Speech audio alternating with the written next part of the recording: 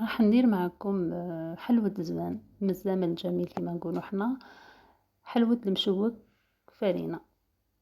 عندي 125 غرام زبدة، 2 صفار بيض، قشور ليمون، تقدروا ديروا فانيلا بصح قشور ليمون يعطيها ذوق شباب، نصف كاس سكر ناعم، خلطوهم مليح حتى يولي القوام تاعنا كريمي.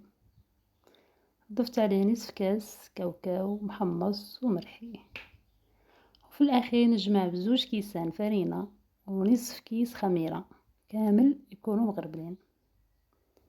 هنا راح نشكلهم كرات، انا درت عيني ميزاني، نتوما بغيتو ديروا ميزان ولا تكبروا الحبة تصغروها تعود ليكم. هذوك صفر بيض اللي خليناه من قبل من الصفار وكاوكاو مرحي، نديرهم في بياض البيض ونرمدهم في الكاوكاو راه باينه. ومشاهدة ديما ميتة كيما العادة. معليش بالك يجي وقت الفيديو يولي فيه 1000 مشاهدة، يعني مع الوقت. المهم هنا شكلت حفرة في الوسط، خاطش كي يطيبو راح ندير لها المربى مشماش.